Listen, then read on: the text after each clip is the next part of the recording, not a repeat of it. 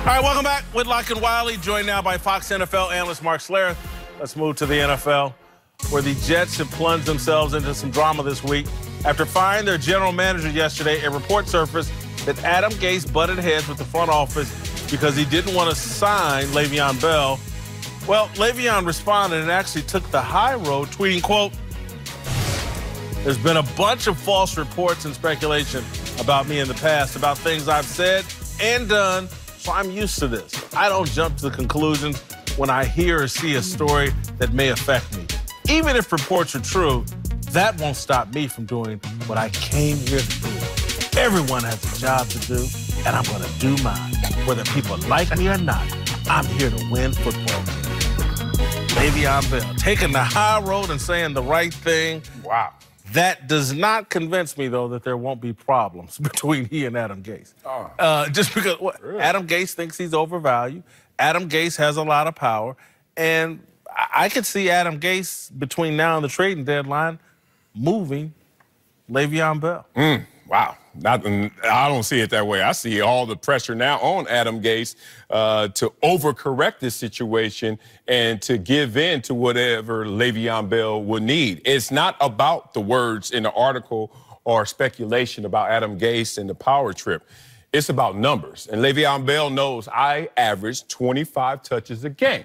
So this article is not going to get me caught off guard. People have lied on me my entire career, so I understand they may be lying on you.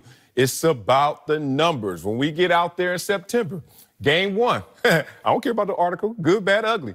If I don't get 25 touches around there, oh, Adam Gase, well, you don't like Le'Veon Bell, why are you not using your workhorse? Game two, I don't get around 25 touches, so all the pressures, the light is on Adam Gase. Le'Veon Bell could just sit back, see how it plays out.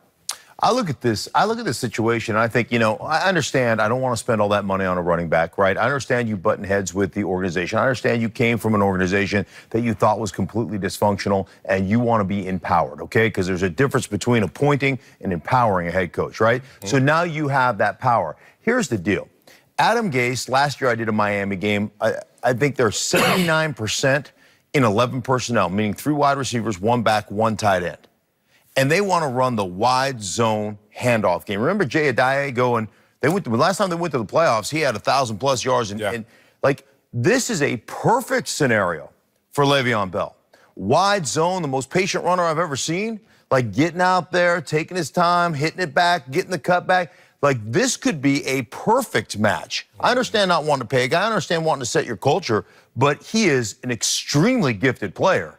And in that system, I think he could be great. Also, catching the ball in the backfield, motioning out, designating whether you're in man or zone, all those things. That, to me, is a perfect player, like a perfect match. Y'all are looking at X's and O's and numbers.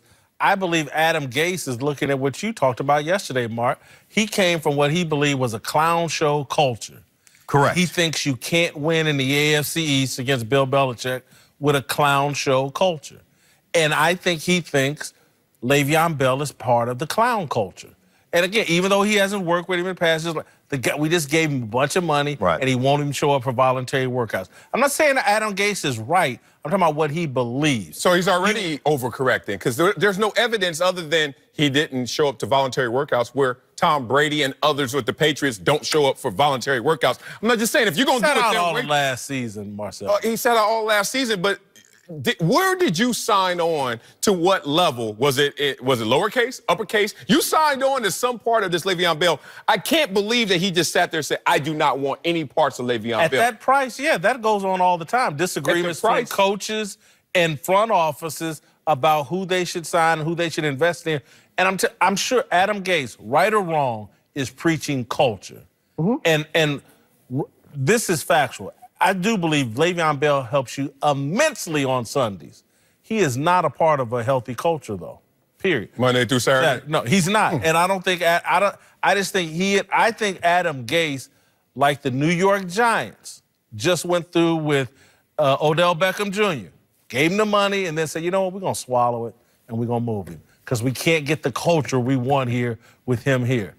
I think Gase could make the same decision about Le'Veon Bell. You can't make it until you both come together, you both have an agreement, you're both there, and you decide what kind of player you want to be. Do you want to add to the culture, you want to take away from the culture? Because remember, like he's coming from Pittsburgh.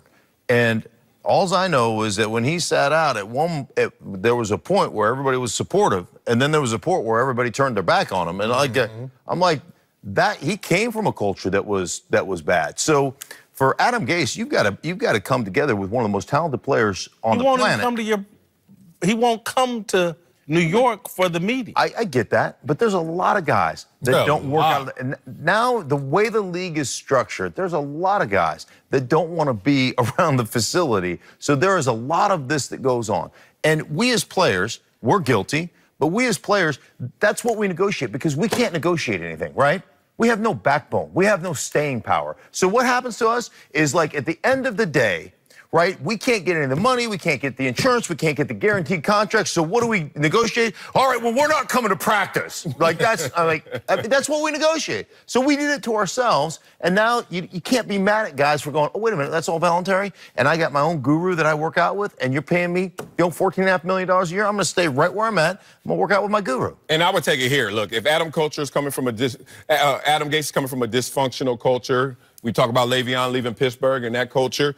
Well, then, what therapists always tell you, if you want to really reach somebody, meet them where they are. So, Adam Gase, wherever you are, and you're the person of authority and power, meet Le'Veon where he is. Instead of isolating him, that's not going to build a culture. Isolating your best player, saying, you know what, without him, or I'm going to act passively, aggressively in a way that I'm going to isolate the guy. I think you should just meet Le'Veon where he is. Take the inputs, take the contribution, and try to minimize the fact that he's not there like everyone else. All right, coming up, is crying Joel Embiid on his way to being the next crying Jordan? We get into that and the best and worst of social media. It's coming. Hurts! It's coming.